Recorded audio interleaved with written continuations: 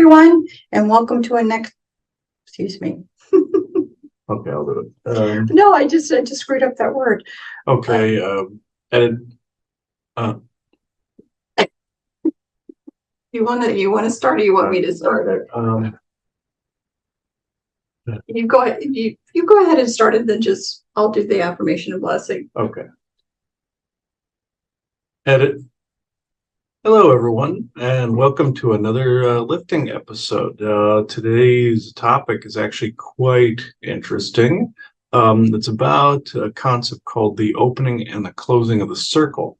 And places where this is applicable may surprise you. Where people do things every day and open and close conduits and mostly open them. So showing the other end of this conversation, how to bring resolve to it. And it'll bring resolve to the energies as a result by closing cycles and circles all over the place. So Joanna, if you want to do the affirmation and blessing. Yes, thanks everybody for joining us today. We really appreciate it. And we recorded this on the 23rd of July in 2023.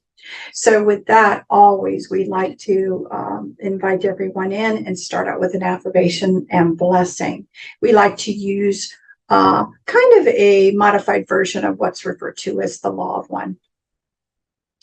We are all one, and when one is harmed, all are harmed. When one is helped, all are helped. Therefore, in the name of who I am, and I am one with all there is, that only the highest good be done.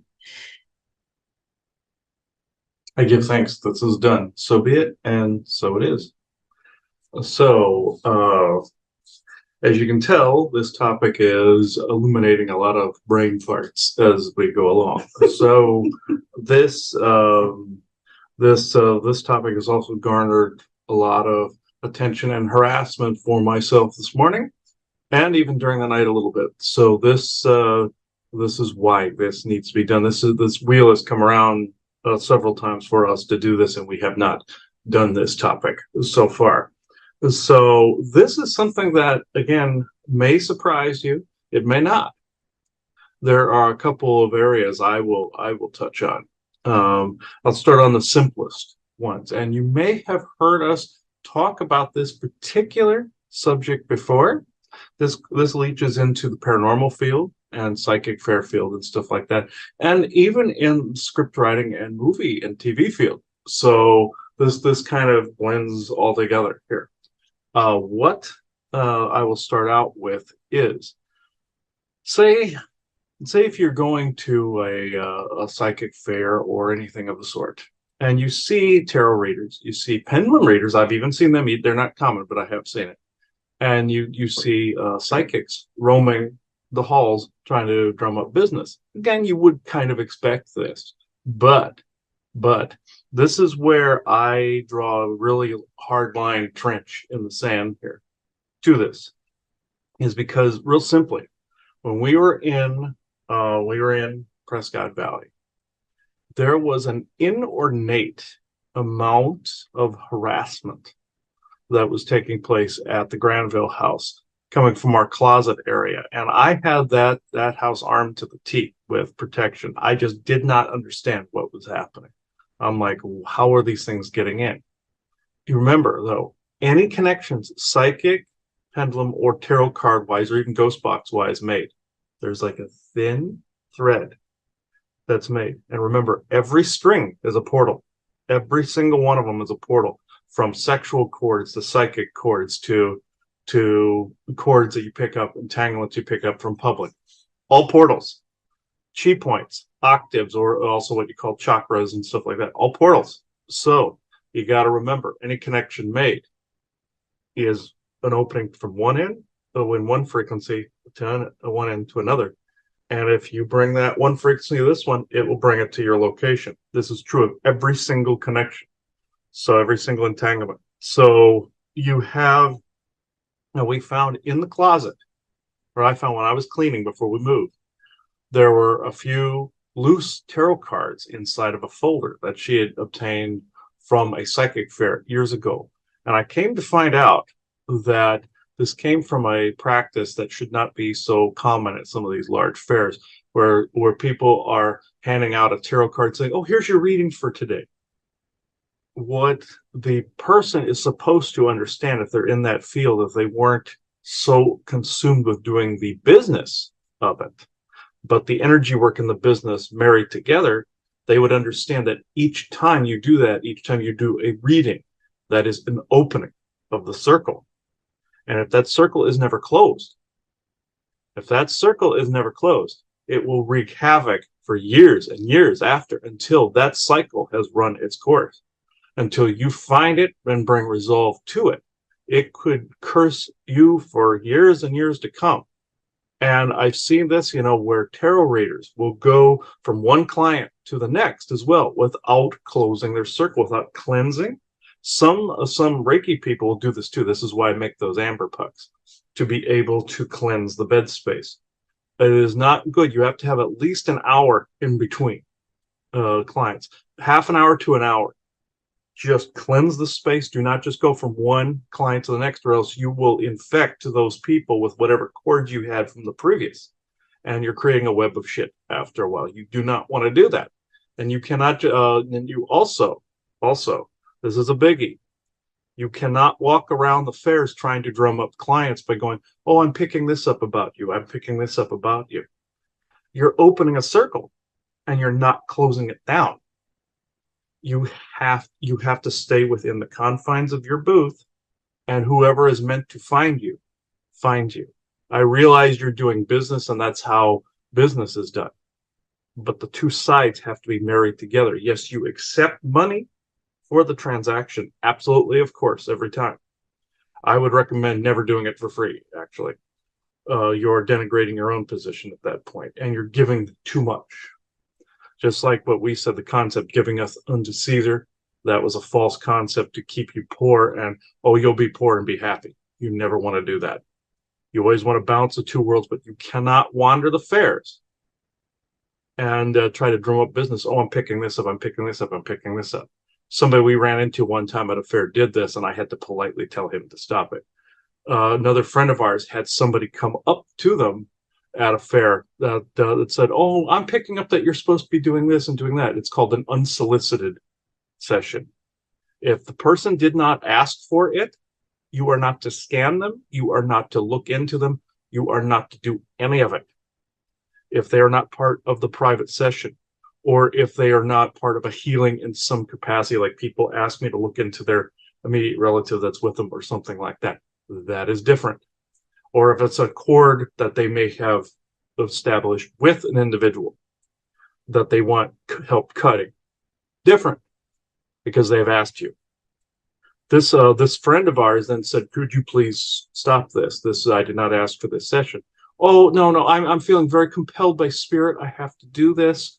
It's like, no, it does not matter. It's just like, I know the show The Long Island Medium made that concept very popular, going out and talking to random people. Yes, do messages get to the right people at the time they're supposed to? Yeah, I agree with that. But I've had spirit come to me in public too.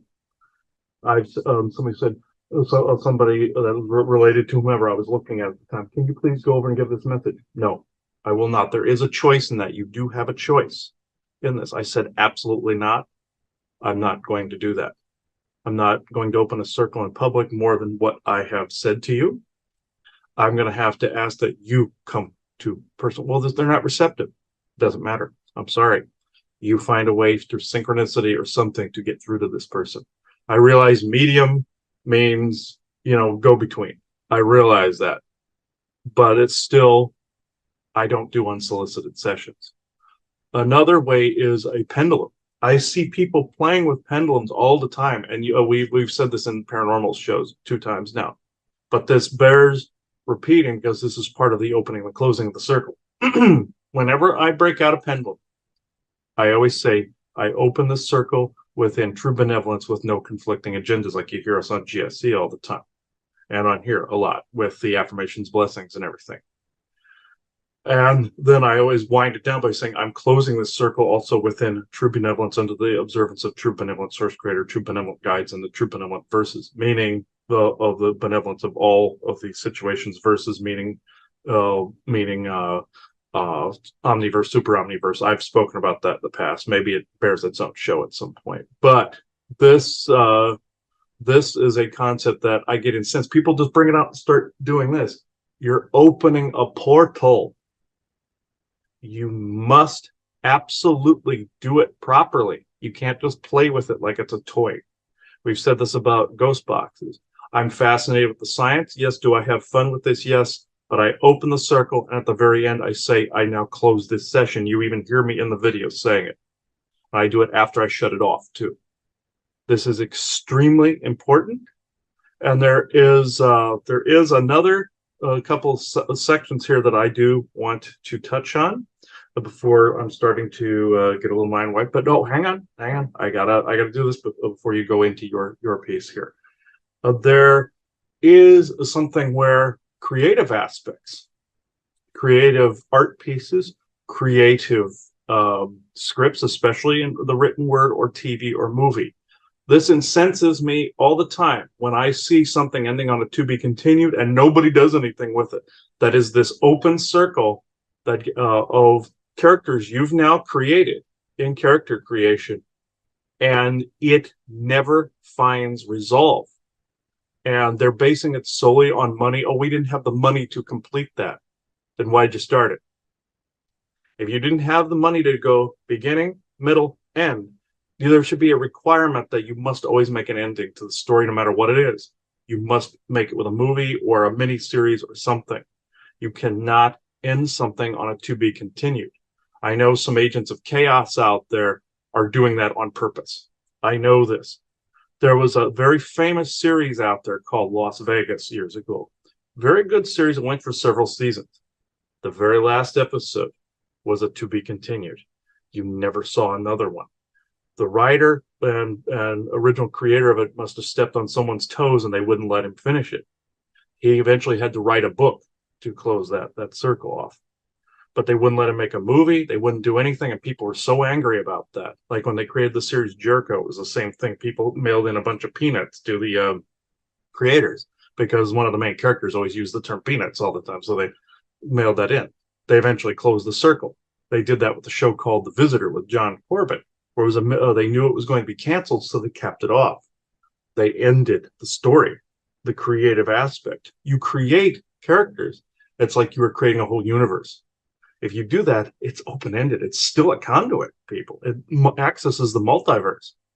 So you must absolutely have an ending to the story. You must bring resolve. There was an experiment in the paranormal done not too long ago where somebody created, it was on a show called Kindred Spirits, where they created a character and gave it a name, gave it all of it, did a ghost box session. That character responded because they created and formed that energy. Then they found out they had to uncreate that. I did that myself by accident through my own imagination when somebody tried to hijack my creativity. And there was this naked female following me around, all over, this redhead following me around. And I didn't realize, I thought it was a fairy at first. And I didn't realize that something had tapped into my imagination, formed a scripting in my own head, and I wasn't paying attention to my own thoughts and created this. I had to then subsequently go back and uncreate it. One more section I will use as a result, as a beautiful example of closing of the circle. And ceremonies can be in any profession. Two examples, one horror film, somebody was creating a horror film where they didn't create a ward and an opening and closing of the circle for a ceremony that was done within a horror film. And the demonic forces thought it was a real conjuring ceremony, and they started to infect the actual crew that was there. This was over in Japan, I'd found out. That nobody thinks about that. They're like, oh, I'm doing this way. You know, they obviously should know it's fiction. No, as we said in a GIC not that long ago, some of the forces don't automatically read into the Akashic, and they don't know if something is fictional or fake. There was also a set of ghosts that saw an actor playing a slave in a movie and was playing it really well. But then these ghosts came to this person and thought they were helping him get to freedom because they thought he was the actual character in the movie. They don't always automatically know. The next one is there was an MMA fight going on. I saw this in The Unexplained with William Shatner, where it was about ceremonies and curses and such, where the beginning ceremony where they're opening the circle and doing like an opening and closing of the circle and making and setting the stage or platform for protection. It was a ceremony that all fights and stuff go under. Sumo wrestlers do the same with the salt in the ring. When that ceremony got interrupted by somebody in the audience, and you know damn well there was a Draco standing in the audience, they go every fight, every wrestling event, every sporting event, they're there. The fight spread to the audience, and then a fight spread to the street, and the cops had to get involved. It exponentially got worse because the conduit was getting wider and wider and wider, and those Draco were having lunch that day, big time. They had a buffet that day. So it is extremely important that you do an opening and a closing. No unsolicited reads if you're a psychic. No just focusing on the money aspect of it. Yes, do business, be a capitalist. I'm in full support of that. But you must marry the two together, and don't be one of those psychics that pace up and down reads going, wondering why, oh my God, there's nobody coming in here. Oh my God, why is nobody coming into this fair? Oh my God, oh my God, oh my God. You're spreading that energy everywhere. You're opening a circle, and you're opening that pathway of that manifestation, and you're making it so the rest of the psychics don't get business that day. That's on you. And do not hog all the abundance energy and grab that conduit and don't share amongst the rest. That's wrong too. So I believe you can go. I had to get that part out. So yeah. So I think what we'll do is we'll just delve in this to a little bit deeper, because I think we need to discuss again intention. So what we're not saying is there is any sort of malevolent intent involved with a lot of this going on. What we feel is that there's a lot of knowledge deficit about what's really going on. Not that people are intending to. Now there are people that are intending to, of course, but what we're actually talking, because they're not going to do. They're not going to listen. They're going to open things all over the place because that's what they do. They get their jollies off of it. But what we're talking about is unintended things that can happen to bring to your awareness that this does really exist. Because it's when these little threads, right, are created, it's not, again, is something else jumping on the line. Is something else than a line being left open for things to come through. It may have absolutely even nothing to do with whatever information originally was passed, but if that line is left open, there just could be opportunistic things that use that line to come into your life and or into the life of the other person who opened it, where no one's realizing what's going on, nor are they relating it to something that was never opened or shut down properly. So again, I think that one of the big things that, I want to make sure everyone understands is that we're not trying to put down anyone's positive intention. And there are times when you really have been compelled to maybe bring something up or say something. But again, it's done still within a ceremony of opening and closing a circle with that other individual. So I'm not going to say here that some people wouldn't truly feel compelled to need to say something to somebody else. But you have to remember the whole process and do the whole process so that honestly, you're benevolent intention is honored by not allowing things to come after for that person or for yourself. And so, again, people do that in different ways. I mean, I've always envisioned, again, it ages me because years ago there was this little thing, the Chop-O-Matic, basically where you could put an onion in and you hit it, and it all around it is just enveloped in, chopping and cutting. So I always like to kind of envision standing in a Chop-O-Matic, and every angle you could ever think of has cut cords and everything. And basically you're just there at the end, everything has fallen away. So I don't know if you have some interesting visualizations that you use for cutting cords. Maybe you can give an example. Oh, yes. This is cutting cords of all kinds.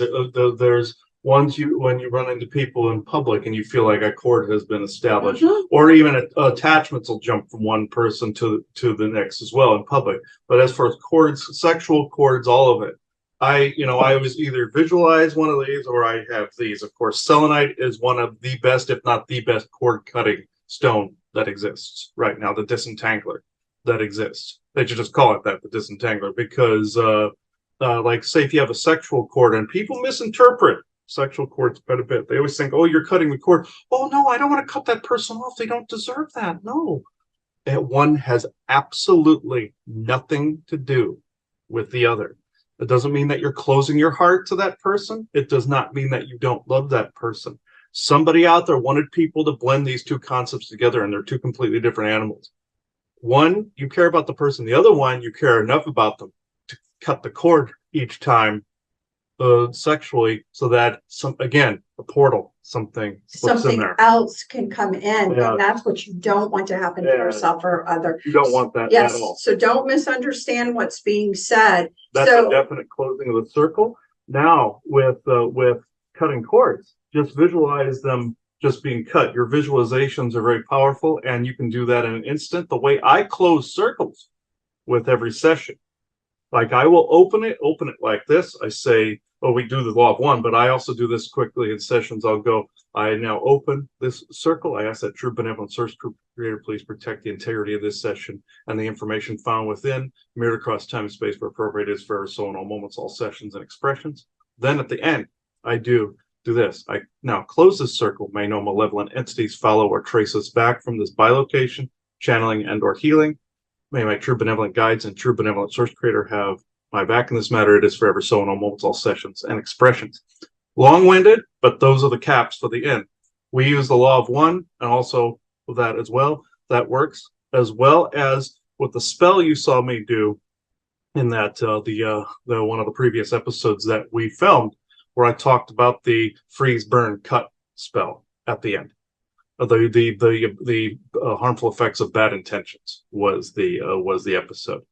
That spell, that's a form of cutting the cord. That's more of a permanent cutting of the cord right there, and that is cutting it to people as well. That one involves that.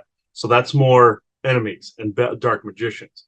The cutting of the sexual cord, that has nothing to do, like I said, with cutting of the person out of your life. That's totally different than the other spell. So again, there's a lot of unintentional entanglements that are going on. If you're in a field of work, a healthcare field, or a field where you are having encounters with a lot of people during the day, that's actually another example where kind of at the end of the day, you need to cut the cords, or I don't know, envision yourself taking a shower to get rid of any of the residue from that. Because again, these there could be people that don't realize what they're doing. Again, we're not talking today about the intentional stuff, because they're not going to play by rules. If we're talking about day-to-day unintentional things that occur out there that you don't want the residual effects for yourself, nor it accidentally for someone else that you may be interacting with. And so you have to kind of see yourself taking a shower or doing something related to all of those interactions that may have been happening to you, really sometimes just related to the job that you're in, where you actually do have a lot of encounters, not just the spiritual side of people with encounters, but the day-to-day, especially in the areas of healthcare and different things, because people that are sick will accidentally reach out to grab energies to sustain themselves, and they will accidentally potentially reach out and start draining other people. Again, not intentionally, but if you want to have a long career in certain fields, you're going to need to find a way to cleanse yourself of it. You also don't want to be carrying what I call other people's problems or issues. And so I would always say, people that consider themselves empathic, and a lot of people are, there is a lot of falsities that are out there. The one thing I've said this before that I really dislike is there was this kind of little thing put out on Facebook to show what an empath was, and how an empath would hug somebody and their dirt would come onto the empath, and then they'd hug another, and then they hug another, as if that's actually okay. It actually isn't okay. No. Don't accept that. So then they showed the cat taking it on at the end. Well, that was really sad, because to me, I'm like, that's if you love animals, that's the worst insult of all. You go home, you hug your animal. An animal is programmed to try and take from you things like that, and you're dumping it all on the animal, which shorten the animal's life. But so it's not actually the way it should work. They're not actually providing you with day to day how to deal with that. It is not your job to carry the knapsack of another person. What an empath can do is understand enough and have enough empathy and understanding to what someone is saying to them, that in general, you have to remember talking out loud and talking about your issues in and of itself starts a healing. It's no different than when Chris talks about a ghost who's hanging around because they want their story told. And once their story is told and someone else understands, they can now begin the process of healing and they can potentially move on. It's no different for another human being. So the one great gift that an empath can give is just being a good listener and understand. It doesn't mean you resolve or begin to resolve everything or become their savior by taking, it's not how really it's supposed to work. But being there, you can be a part of a safe zone, basically, that allows somebody to talk, to vent, to let their side of the story be heard in a non-judgmental way. And then it actually, for many people, just getting that out allows for their healing to begin. And the truth and the genuineness of the understanding and caring allows for them now to get those energies out and then to allow energies in that will provide their own healing. You're not meant to. The one thing that I do tell people, when you do it effectively and you do that Chop-O-Matic and you don't do that, for some people who have been so drained and so used to taking on other people's problems, and then especially, God forbid, if there's a conduit left open, what else is coming through, right? That continually is coming through and bombarding you. It can be too much. You don't ever want to take You don't ever want to, and you don't want those conduits. Now, for some people in the very beginning, when they start to do that, they feel like they're somehow being cold or detached. You're not. You're actually now learning that you can understand somebody's feelings, but you can also not take their problems home with you. And that is a place of health for you, to be able, again, to allow them and provide a space and an energy that then allows them to begin their own healing journey. So being an empath is great if you know how to utilize and work the skills. But a lot of empaths are people who are empathic but don't know that they're that way. They just don't know that there's a term that can describe them. They get worn out like nobody's business because they tend to attract a lot of people. They tend to have a lot of those cords formed, and then they are drained like nobody else's business because they don't realize that they themselves, with that empathness, they are allowing for these little portals and cords to open in a very benevolent way, but you've got to shut them down. And one of the things I saw, this was in a session years ago, where this person told me they felt that the previous Reiki person that they had gone to had left some cords on them, and they couldn't get them cut, or infected them with something. And then if you take on too much, yes, that absolutely can happen. It looks almost like you're passing worms from one person to another. And this person, what had happened is they weren't closing the circle. They would go from one client. I realize as a business person, you want multiple clients. That's how people operate. I absolutely get and respect the business professions, good ones, not overbearing capitalism, but I respect it when it's balanced. This is out of balance, where you go boom, boom, boom, boom, like I said with the tarot readers, and you're going, okay, I'm cutting this person's cords. Okay, and Reiki, that's what they do. What are they doing? They're taking it all on. Also, this is something that also is part of this same discussion. For many years, people have been taught, and I noticed two people that I knew in my lifetime do this, and it came to pass that one almost died and the other one went dark doing this. And the third one went into drinking. She took on too much and went into drinking. What had happened was, in all three cases, so one was took on too much energy, dark energy from multiple sessions at once, and the other two put the beings inside of themselves and said, "Oh, I can transmute the demon inside of me." It's a very old, ridiculous practice that's out there, and that usually means you're giving the being consent to haunt you and to possess you. We've said this in years past, but it bears repeating too, because I saw in this person kept going, "Oh no, you're mistaken. It's not still around. You're mistaken. I took care of it." I said, "Then why is it sitting in your gut? It's sitting in there laughing. It's telling you that's my inner voice. That's telling me that." No, that is not your higher self or your inner voice. We've said in times past the higher self gives impressions. The only reason I can talk to mine is because I'm talking to all the past selves, past lives, and all this other stuff, and higher self, and I'm communing with that library. If something is inside of you and it's talking, sorry, you're possessed at that point, because your higher self will bring through more of an impression and a greater form of you, and also you can talk to it, but also if your self is multiversal related like mine is, you can talk to different aspects of yourself there as well. Normal in the regular circumstances, it's going to be more of a feeling, impression, or intuition. In this case, this person said, "Oh, but something in me is talking to me. I swear it is." I said, "But that's not your higher self. That's the demon you stuck in there." "Oh no, you're mistaken.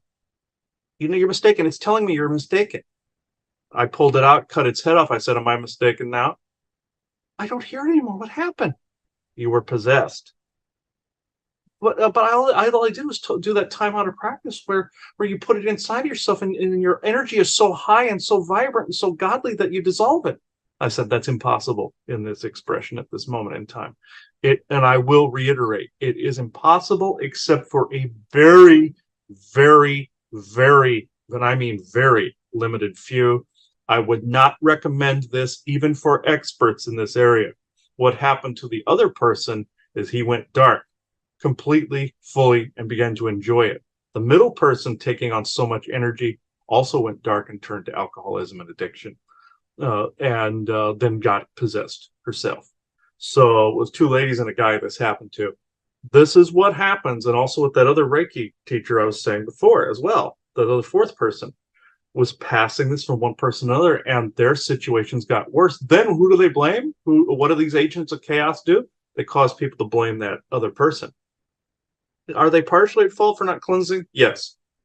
Are they completely at fault? No. Because the demon is trying to get people over here to not fix their own energies, but also trying to get this person not to cleanse themselves and cut the cord and close the circle. So this is what happens. Agents of chaos will leave these open-ended circles all over the place. You must bring resolve to each one of these cycles, just like with past life cycles. I had something where I had a hip that was hurting, found some past lives, brought resolve to it. She found the past lives, actually, brought resolve to it, and the pain mostly went away. But that was an open circle. It's mirroring from other lifetimes. You've got to bring resolve to these things. Other dimensions.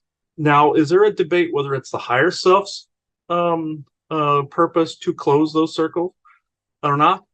Or is it the avatars? Yes, that seems to be an open-ended debate at this moment as to whose problem that actually is. Because I've ran into one multiversal dimensional self after another that I've had to act as a guide towards. Even Sean Bond and I have had this discussion before. Whose problem is this really? And ultimately, I end up having to do something about it, even though Torang Kal out there is supposed to be doing this. But in the mantling process, where you're bringing the better parts of the oversoul and the better parts of the avatar, mantling them in the I am presence here on Earth and grounding it, whose problem is it really? You're becoming the better parts of both. Whose problem is it really? Like in that movie, Everything Everywhere All at Once becomes the oversoul. Whose problem is it really to bring resolve to those other multiversal selves at that point? You know, for me, that's an open-ended debate at the moment. That's an unknown as to who, what, where, when, why, and how. When I figure that one out completely, that is when I will give the report on it. But obviously, the crux of the matter is if it's an open-ended circle, it's still or an open-ended energy. Situationally, nature-wise, past life-wise, it must have a closing of the circle, regardless of whose job it is to fix it at that point. You're an embodiment of the oversoul as an avatar, so are also with the viruses and the DNA from your lineage. Many people have talked to me about this. whose job is it really? At that point, it is your job to know who you are and not, and do your own audits. That is your responsibility, not to become what your ancestors became or embody a trait that may have worked here, but it doesn't work here. That part's on you. Everything else, of course, you have the retarded versions out there where people's ancestors are being blamed for God knows what, and you're being blamed for ancestors crap. And it's causing, again, more open-ended, chaotic circles with no closing of it. That was the purpose of the whole CRT thing that's going on right now. Open-ended, and it's not, agents of chaos are creating these open-ended circles. That is the only political reference I will make right now, but that is still part of the subject matter, even if it seems like it's off topic. It still is needing a closing and a resolving to that, or you're going to see history repeat over and over again. Those who do not know their own history are condemned to repeat it. That is actually a thing. I said this in my book from the Fall of Lifting years ago when I was talking about the explosion of Mars, also the explosion of Asgard. People think the Ragnarok and the explosion of Mars are in front of them, or the apocalypse is in front of them, when it was something that happened a long time ago, because it's an open-ended, mirroring past life circle that needs resolve. That's why people dream, go, oh my God, this is happening. Oh my God, because they're still living in that time. They're still there.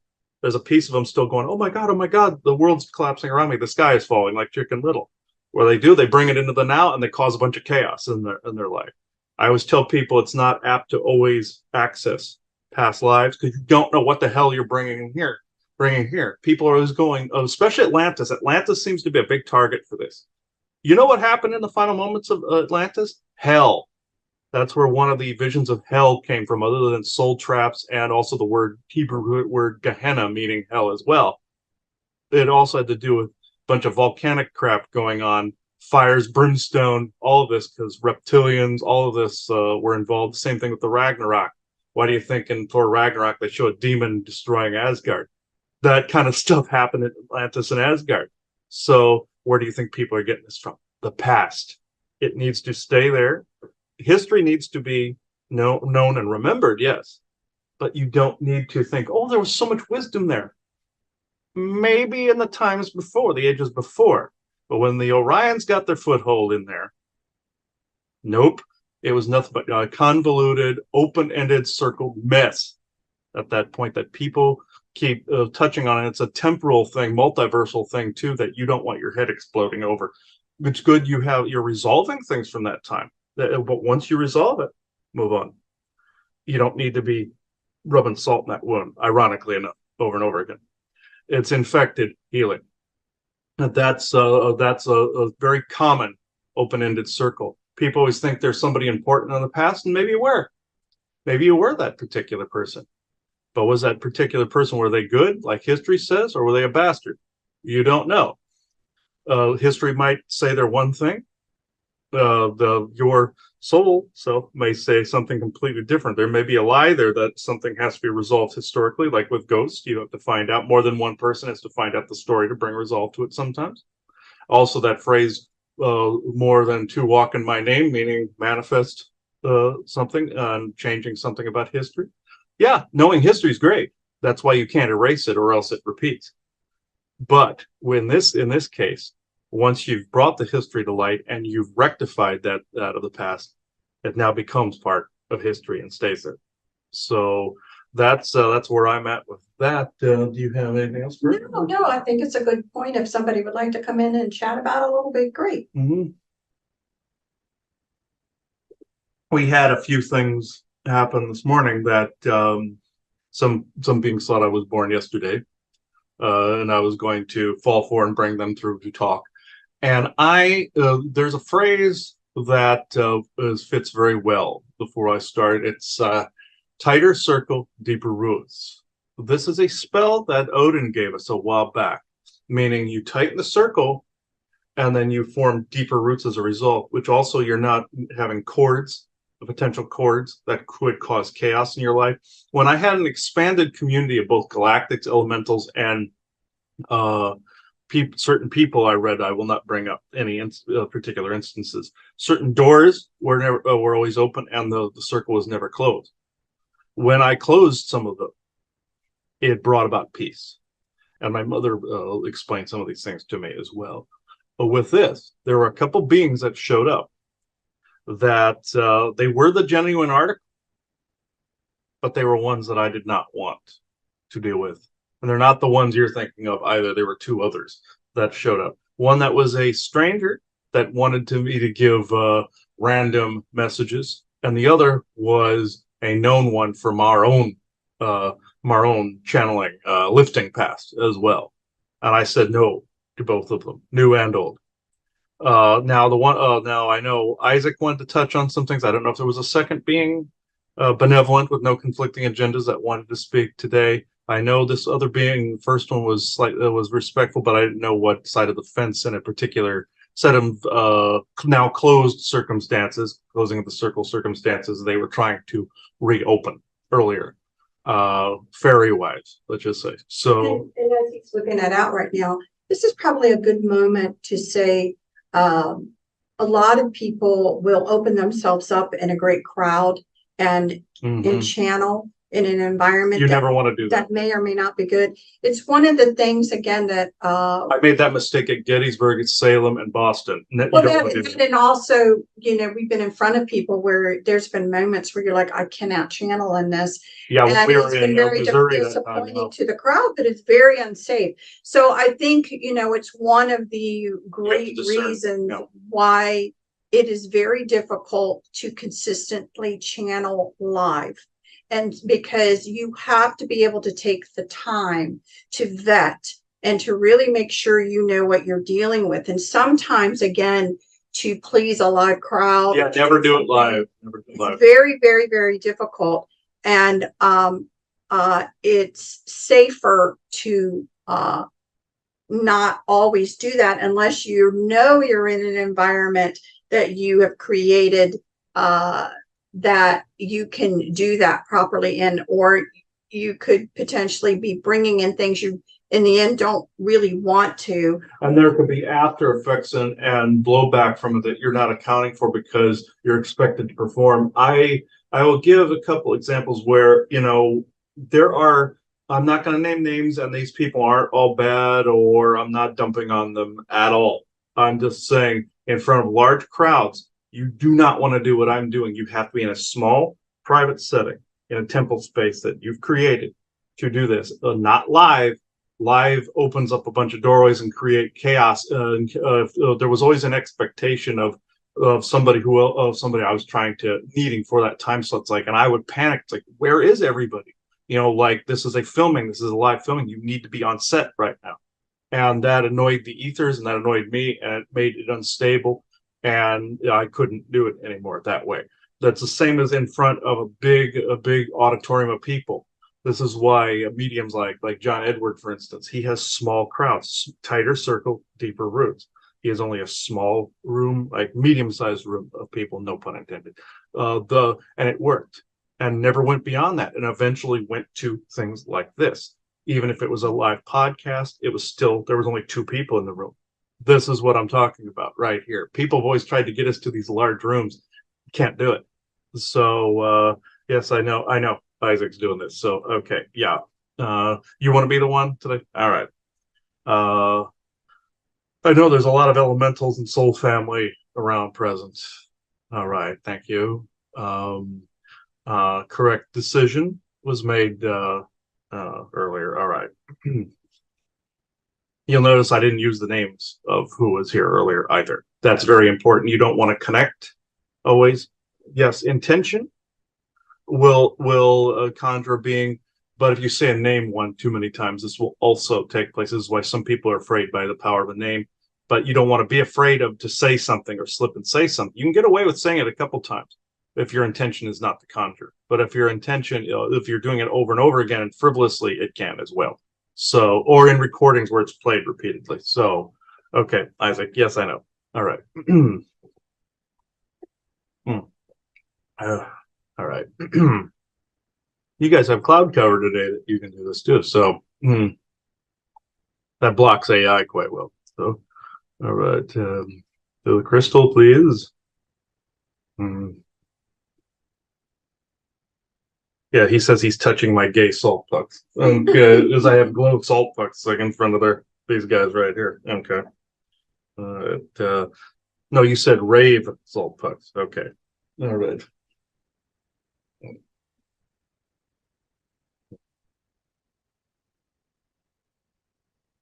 A little rough.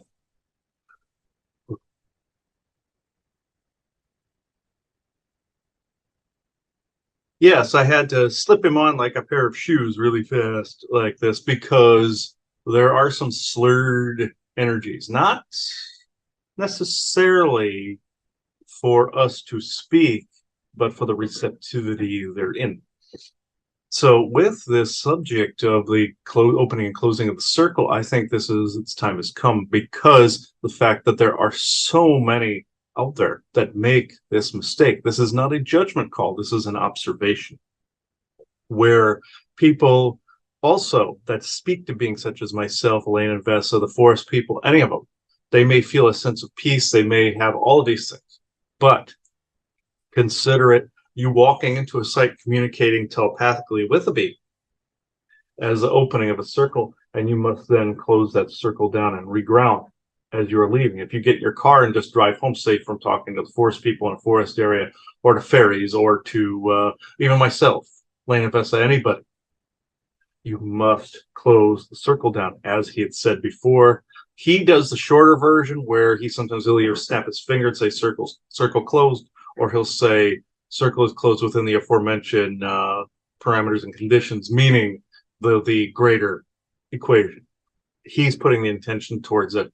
You will have to establish what that particular equation looks like before you can do the shorter versions of the finger snap and stuff like that. That is possible too. Also revocations and such that he has said before, that also cuts the circle, cuts contracts like your Dreamtime revocation and your Footsteps blessing. These are ways of also cutting cords and closing of circles as well. There are things like your Shungite that will prevent the footsteps from getting infected and entangled and whatnot.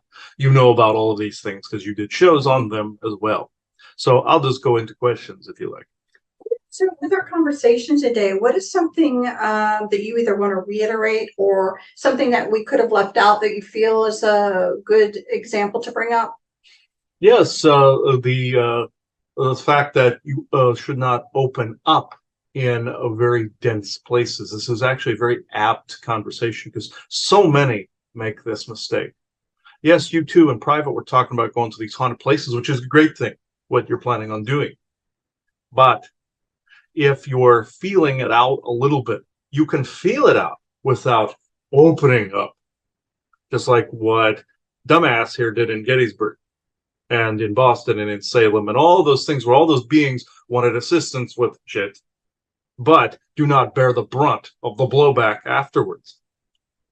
You see, there are beings that I will reiterate that were there at the time that went, we can't get somewhere. He can. Let's do this. Doesn't matter who those beings are, were, or are to you now. They were both service to self and service to others. Any being that says otherwise is lying. So, with that said, do not be a meat puppet, even to a benevolent being that may even suit an agenda of yours, a selfless one. Oh, I want to correct a place or correct an energy. This person also wishes to do so. Let's work together. Great, wonderful. I absolutely back this. But if it goes too far, and they'll go, oh, this human can handle it. Let's yoke this person a little while longer. Oh, this person agrees with the agenda. Our agenda's met. Wrong. It is up to you to know when you are done and when to close that circle off. You can always come back another day and do round two. So if something is pushing you, that they may be excited to get something done too, it means they're perfectly genuine, heart space open, everything.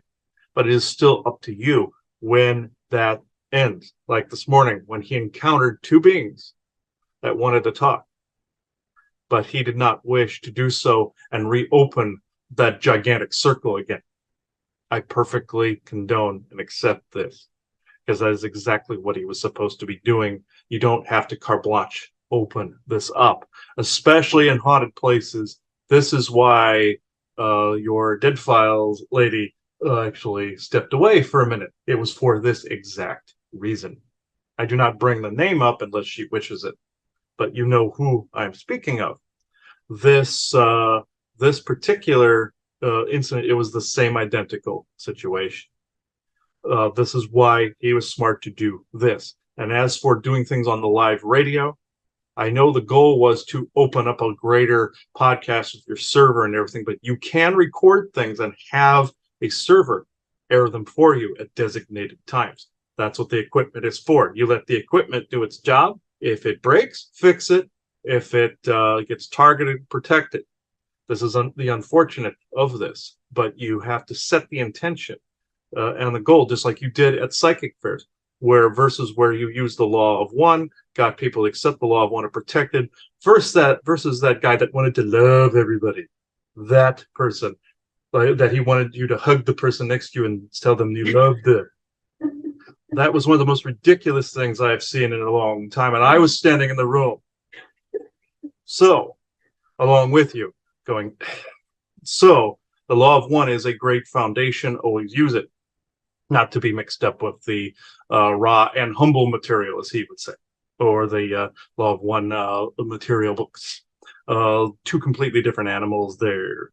But if you have an event, most definitely do that. If you have a lot of readers, this solves a lot of that opening and closing of the circle right on the spot. It establishes the intention of the event, and it makes it peaceful or relatively peaceful thereafter. And the law of one prayer becomes that catch-all of when one is harmed, all are harmed.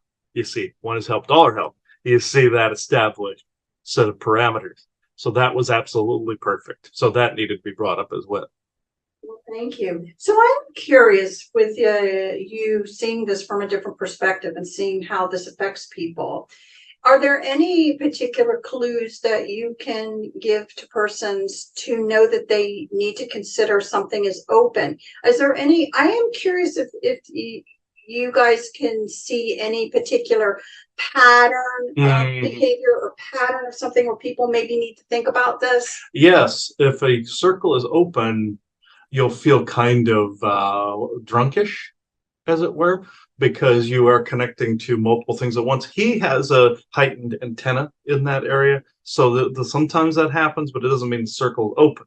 Now, if you've forgotten to close this, you'll start to feel kind of faintish, like this, like wobbly in a way. Now, other energies will do this too, like too high of an orgone field, too high of a magnetic field, too high of a technological field will do these things.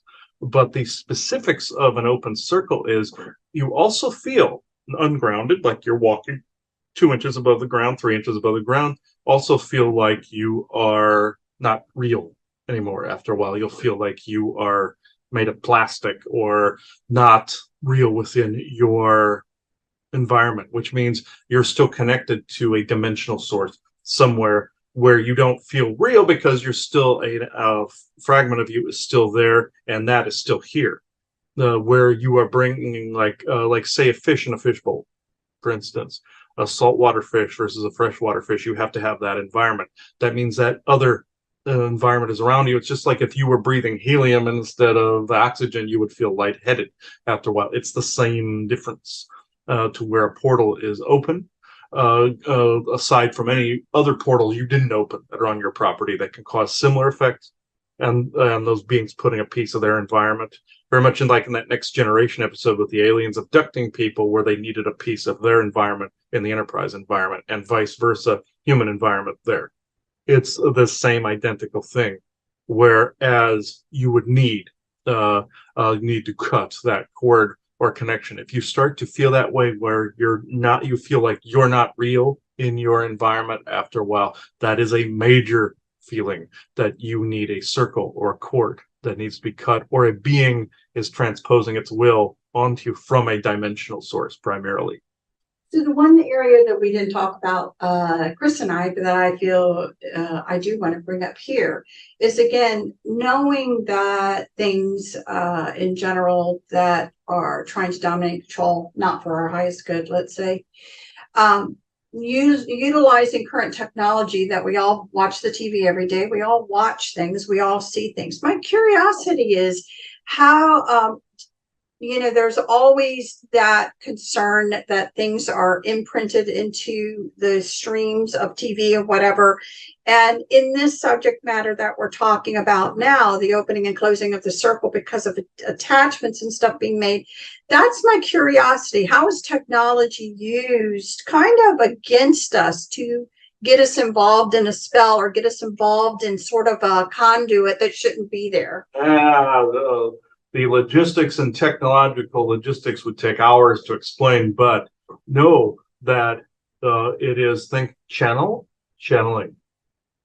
Think the words, spelling. Think like memes, mimetic, magic, word, visual associations. This is why memes are so effective to get a point across. And other people that have written books out there get irritated at memers for accomplishing more than they could in an entire sermon or set of sermons. You see, that would be irritating, actually, because some people now have the shorter attention spans thanks to the spell work, thanks to these codes online, music programming, YouTube programming.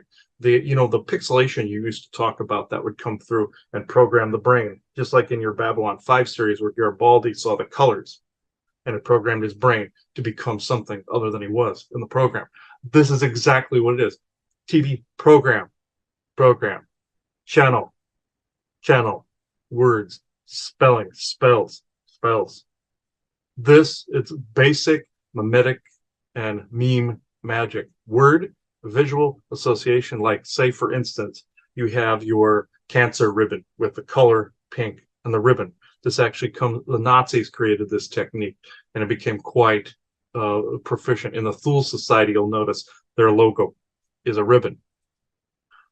They were experts at propaganda and word visual association. This is why it's being used now. It's the same group of assholes. So they want you to identify a healing color with a disease and denigrate and infect that color with the disease versus the color healing the disease. That's supposed to represent heart space, also green wood as well. But in this, and healing, meaning healing, but in this, they want you to associate colors with particular ideas, mimetic magic through the TV screen, though, specifically. If they are putting a particular narrative out there or a particular thing they want seen, they bring the pixelation in, which is in all streaming. It's everywhere. There's also symbols that he's seen streaming through all streaming services, varying degrees of how many he sees in there. He's seeing literally the spell equations and mathematical equations that are in there that the AI is put present in there. The pixelation, the macro blocks, you have like what you said years ago, the varying greens that come in and reds that come in the macro blocks. Just like what he said years ago when him and Laverne saw this green image on their little phone, flip phone, and it made them instantly angry. They had to revoke it, delete the image, and it was gone. This is essentially what's still going on. It has not lost any capacity, unfortunately. And people like to say this has lost capacity. It just merely has changed shape and become more camouflaged. Now, with the programming that sets a foundation, like in your Witcher, the DNA is opened up through the trial of the grasses to accept mutagens. This is the same thing in the programming. That pixelation sets the stage for the mind being receptive, hypnotically suggested or suggestive. Then what is being said is then imprinted like the mutagens for the Witcher, like a super soldier. This makes people more compliant, along with your 5G waves, the moon, all of the programming that's around from all the technology. Voila, you have a compliant society at that point that want to only obey the idiot box in front of them. As what was said in the past, in your Chadwick Boseman channelings, he said, paraphrase, anything public is narrative. Yes, even if there are really good things out there, there are things embedded in there that are also used by some good factions as well, like the movie you saw yesterday. They want to embed an idea in there and get people to focus on it, so they're using the same techniques. Like Sun Tzu said, if you deny the weapon of your enemy, you're denying yourself true power. They're using the same rule book. So different factions that I've been around. There are no real big white hat factions, but you understand. There's no alliance per se. You yourselves have to become the alliance, like what the movie was saying. You yourselves must do this. That's I can honestly say those were good people that came up with that. Though Bob was correct in his supposition on GIC, where there was still a yield in place. But but I do must say though, in a lot of these scenarios, like when you go to your Marvel movies, for instance, when you went to say Doctor Strange years ago, where you too automatically felt like there was something there. Endgame had it especially as well, where you were feeling that there was something there, a message that was trying to be streamed. Yes, this does happen. You were sensing it more than most. Most people, it's on a subconscious level and would come out. Just like in your Picard season 3 with all the young people that are being controlled by AI, it's very similar, if not the same. Is that it's a slow assimilation and slow drip over to a suggested ideology or a fighting ideology, which there are two sides in your political arena, your theater of puppets. What side do you pick? You must fight. You must fight. It's a big arena. It's life or death. Just like you saw yesterday, where people were, or the day before, where people were suggesting the different types of alien scenarios, from skeptical to I believe this, but I believe it's our military, or I don't. It's only subscribe to it as more of a joke. You see, they were still putting all the different types of psyche into your head to make you open to whatever goddamn narrative they put out there. This is what's currently going on. So again, we don't want to leave people with you are helpless to all of this. No. So let's go into the conversation of, again, I do believe knowledge is power. If you know about it, it becomes predictable what will be done. So you then pretty much can just kind of on the surface. You become immune over a time, Yeah, like a virus. Correct. So part of it is becoming immune over time, but part of it, especially if you have the knowledge that this is existing, that, you can always, in the beginning, you may have a desire to want to see something, but you already know in the beginning that you are wanting to just tease out of it the information and rejecting automatically right off the bat, no to the, types of Yes. forced programming. Yes, and you have nanotech that's out there right now too. You know your graphene oxide in your vaccine. You also know the COVID was the nanotech as well, like you said, with the green mist. This is what was going on with your Canadian fires, is it, where the smoke went over New York, gases built up in there from the ground. They also put graphene in the air it was covered by the smoke and cloud cover. This is why there were some clouds that were green in nature and purple in nature and blue. This is what was going on with this, from the reptilian gases in the ships being sprayed versus the ground with the COVID and graphene mix. I would suggest Rumble for this show at this point because I had to say it. But this YouTube might not be too receptive. But this also opens up the conversation on rectification for this. Yes, the graphene is a form of black goo in its powdered form, fracked from the mountains, as he said in other conversations. Bits of the old Orion wars, the Orions are trying to recover and reuse so they can reclaim their old mantle, like the Roman Empire splitting, and Justinian tried to reform it, but the resources weren't there anymore and it collapsed completely. This is what you're up against, an old empire that should have turned to dust ages ago.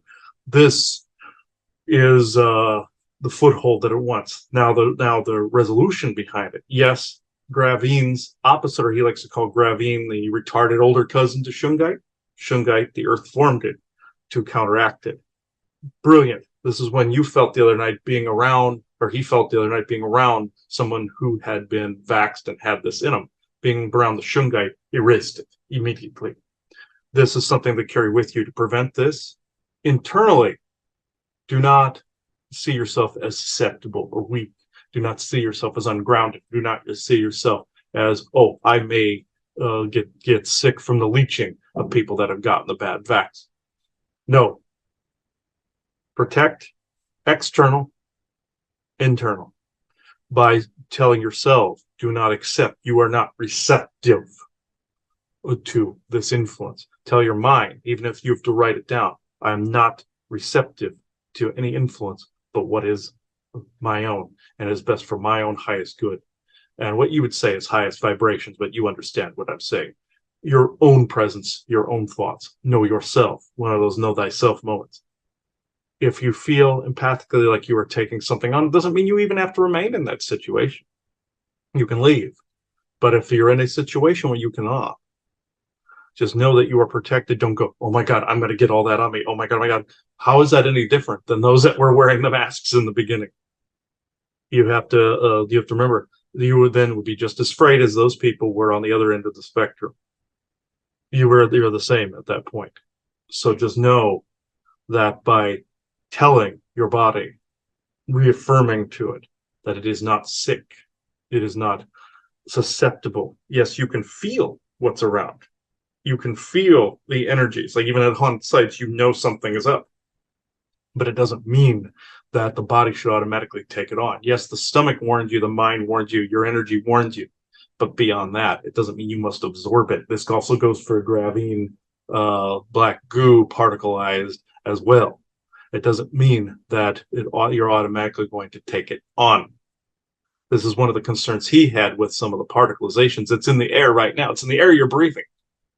It's part of some of the mind control that's out there.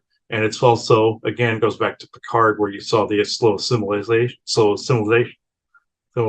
you don't need to say this. Sorry for the slurring. This is causing his own mind to slur slightly with this drunkard feeling. So, are there any other questions?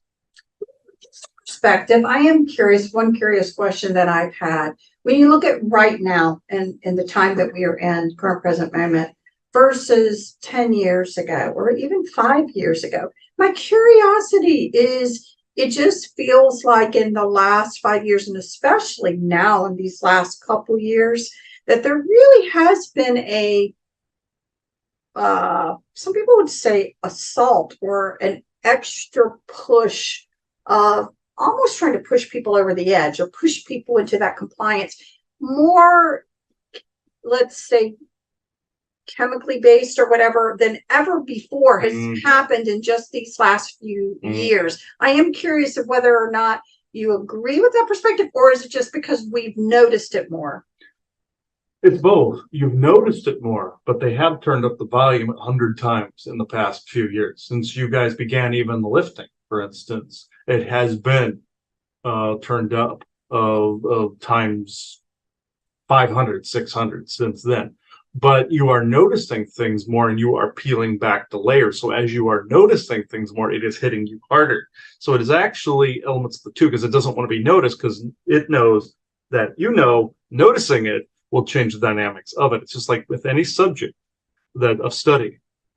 Once you are viewing it, even in secret, you are still influencing it. The same goes with the third eye. You look in on something and begin to entangle with something and form a string or an open circle. You begin to influence it. Therefore, also something that looks back at you has the same influences, you see. So it is still that going on, but they have turned up the volume, but it is also from noticing more as well. Well, thanks. And I think the important thing again here is we're not trying to leave everybody with a doomsday. This isn't a doomsday. This is a more of a knowledge is power kind of scenario to try and understand what's really going on in the world around you. And again, I think it's really important because people do become very afraid. And even those that consider them a little bit ahead of the curve in the spiritual sense, when they're feeling it pretty strong, and then again, there becomes this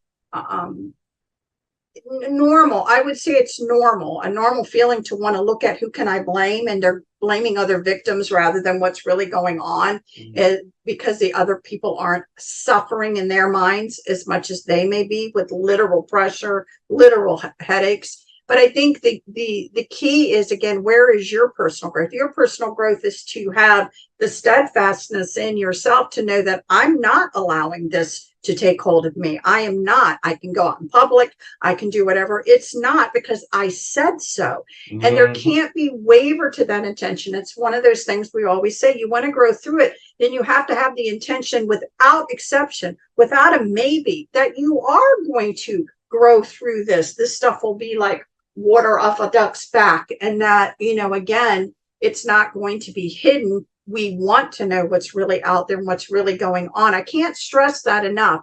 Instead of taking it, don't tell me anymore. I don't want to see anymore. I don't want to talk about it because I'm afraid. What you need to do is be able to have these conversations to allow us to no longer be afraid and to prove to ourselves that we don't have to be susceptible to this. Yes, this is actually very interesting, that what is actually happening. You do not have to be susceptible to any of this. You do not, it is a choice also at this point, to not know who you are. It's just like the old Trek episode that people want to know the reference, the lights of Zatar, where the person became possessed by an entire community and had to reaffirm her own personal self and identity to avoid being possessed and mind controlled. Beautiful example of not only infectious DNA infection, but energy and possession infections as well, and mind control. This was like the power of an entire solar system, but yet one person could push it away because it involved the self, involved the reaffirmation of the self. You'll find that a lot of these programs are telling you how to beat these things. A lot of games now are telling you how to beat these things, if people pay attention to this. And I'm not saying this is a form of judgment, but yes, is there stupid out there? Yeah. Is it to the point where you can't fix stupid? Yes, absolutely. So like him and his mother like to say, absolutely, I agree. But also the casting of that spell by determining something dumb that might not have been dumb. It just may have had the appearance of dumb or stupid. From your perspective, it may have been slower as a result, or slower to catch up, but that person may not even be involved in the same genre that you're involved in. There could be a soldier somewhere that's doing what they're supposed to be doing. This is why he brought this up in one of his little recordings, but it bears repeating, where he saw the reincarnation of a famous sniper. I won't reveal his name at this time. He saw a little child, a 4-year-old child, that was a reincarnation of a famous sniper. And the mother did not want this child involved in that, wanted this child to be more metaphysical in nature. That may be going against the grain. Just because the person's new or a child right now doesn't mean that they've come in with an inordinate amount of superpowers. It doesn't mean that they're here as a destined superhero to turn the tides of war. It just means that they're here for a purpose at that particular moment in time with whatever field they've chosen to go into. Even if it means that they've got locked into, in the past, by, say, the secret space program, it doesn't mean they're doing it now, but it means they're here to correct something in a particular field. The prophecy did not lend to differences in opinions, differences in methodology or ideology. Just like in your Star Wars, the prophecy of Anakin then eventually becomes Darth Vader. They thought it meant, oh, he wasn't supposed to go to the darkness. Wrong. He becomes Darth Vader, and it still balances the Force in time, getting rid of the Sith and the Jedi as a separate idealism. This is what I'm talking about. You must quit thinking there is a cookie cutter way of doing things. Yes, there are procedures for, say, cleanup of energies. There are procedures for securing a building, like if you're a cop or a soldier. There are procedures for doing brain or heart surgery. Absolutely, there are perfect foundations for those, and they must be adhered to perfectly. But what I'm trying to say is not every child born past a certain time is going to be a cookie cutter, metaphysical rainbow child or have the rainbow body. That was actually propaganda for some of the current crap that is going on. Also, what he and Bjorn said at one point about the 144,000, about the indigo, golden, and crystal children being an even experiment. It does not mean that there aren't people that don't come in ahead of the curve, but what field does that look like? It looks like all of them. Think of everything, everywhere, all at once. It's all of the fields, everywhere at once. It could be the multiverse. It could be right now. You could have a child born that is metaphysical. And here's just strict spiritual code. You could have a child born that chooses to be a cop, a child born chooses to be a doctor, a child born that chooses to be a soldier. It doesn't make a damn bit of difference whether they know there is energy or that they know that the ground they walk on is sacred. They're here to do a job. They're here to do what the soul want to try to accomplish. But does it matter that they are aware and with whatever position they are and knowledgeable? Yes. Does it matter that, say, if you are an energy worker, that you have to know the logistics? Absolutely so. But just like that mother wanting to just spite the father in not letting the child be what he came in to do, not right. If he chooses to take on some of his other past life stuff, as energy worker and positive wizard or magician along with the soldier, cool.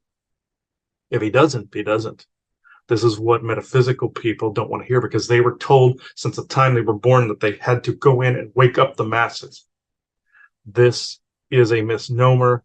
This is something that must stop here now. Well, thank you. Well, I appreciate that. And just any last words before we close the show off? Yes, know that, as Elaine Vessa told him one time, you are not always the keeper of the flame. Doesn't mean that you are some sacred guardian of the sacred information. If that's why you came in, yeah, if that's why you came in, but you are not the embodiment of that. Close that circle. You do not come in to do this to wake people up. You wake people up by living by example, by what a human being looks like, what somebody that lives in their truth looks like. But it doesn't mean that you are evangelizing. Doesn't mean you're a Jehovah's Witness driving through every goddamn neighborhood, sending an army of black pant, white shirt, geek squad looking guys through your neighborhood. No.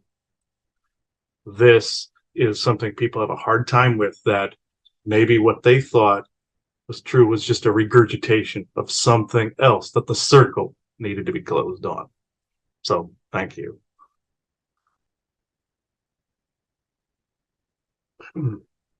Oh, yeah, my hands are freezing now. Ugh. That means the energy goes up when that happens. So yeah, that was actually correct. I'll give some context. I can't, since it was a private session, I can't give almost more than what he gave, but just know that this was a famous person that was actually murdered, that chose to reincarnate. Some would say he was trapped in the same warrioristic thing for the SSP. And was that other person, did he come in and was around Hathcock in Vietnam and was a famous sniper during World War II as well? Yes. But this was a chosen path for that soul. They thought they could do more in the warrior aspect. And also, this goes back to the whole biblical thing of David. Oh, God said he couldn't ascend because he was a warrior. Bull crap. That is a load of crap. And they said, oh, only your son Solomon can because he has wisdom. So this person doesn't have wisdom, but this one does. They have different wisdom that's applicable in a different area, that's broader to a broader spectrum of people. Doesn't mean that this person didn't have purpose either. That's what he was trying to say. And the same thing with, like, Moses murders like an Egyptian guard, then God won't let him into heaven. Because he was defending himself and his people. You know, that never made, that always bothered me. And that crap, like, oh, you were a warrior, you took up violence, meaning somebody out there, Enlil, Yahweh, was trying to get people to not want to defend themselves against oppression. That's what that meant. And so that always bugged me when I heard that. So before I go on and on, I think this is a good place to actually take this out. I think this has been excellent today. So Joanna, if you want to do the affirmation blessing again. Yes. So blessings to everyone that is out there and listening to us now and in the future. We always wish for your highest good, whatever that may be. And we hope you take with you the understanding that you honor other people, you honor yourself when you actually shut down properly some of these strings and conduits that are still open, so that they don't allow for things that you don't want to also enter. So we hope you learned a lot from today's show, giving you a lot to think about, and blessings to everyone there. And we will see you another time. Now remember, with the theater puppets, both sides were telling people to wake up. Remember that. Do your research on that. So thank you, everybody. Bye-bye now. Okay, here is a synchronicity to what was just said. I forgot where I channeled at Cahokia, and it was interesting because we just saw this video on Lost Giants, which is Forbidden Archaeology is the name of the show and channel. So, or the Y Files is the name of the show. He has this creepy little fish named Heckler that talks in it. Good, well done, by the way. If you're watching this, well done. So, but it was a synchronicity talking about giants being found all over, and also their the native Mississippian culture's capital was Cahokia.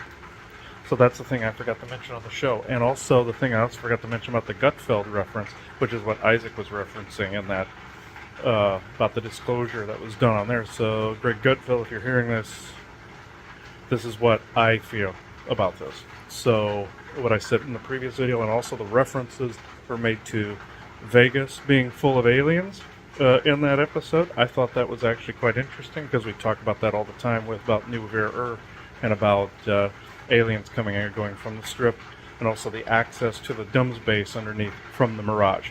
So a lot of synchronicities involved there. So I want to cap this off here, but know that this is indicative to this particular episode, including the synchronicity on Gutfeld as well. So it is 1:29 p.m. Sunday, July 23rd, 2023. Thank you. Okay, what's interesting that I forgot to add to the closing of the circle was the thing about the notebooks. Even though each individual channel had its own closing of the circle with the time and date stamp, and that's why it's important to put that there, and do the overall energetic closing of the circle you've heard me do. I close this circle, may no malevolent entities follow or trace me back from this bilocation, channeling and or healing. May my true benevolent guides and true benevolent source energy have my back in this matter. It is forever so in all moments, all sessions and expressions. And as I do that, I cut cords and I do this. Even though I did both with those. And also the same thing with the discs, renouncing and renounce and revoke ownership of these discs as of this moment in time. Mirror across time space where appropriate. It is forever so in all moments, all sessions and expressions.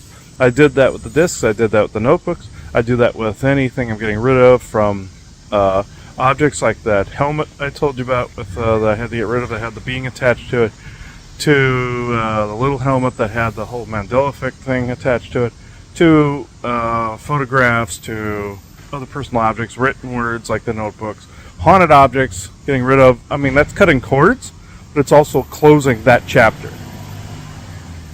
And so that is a form of closing of the circle. So some people don't view it that way. That's another way of viewing closing of the circle. When you cut cords, you're closing the chapter on that.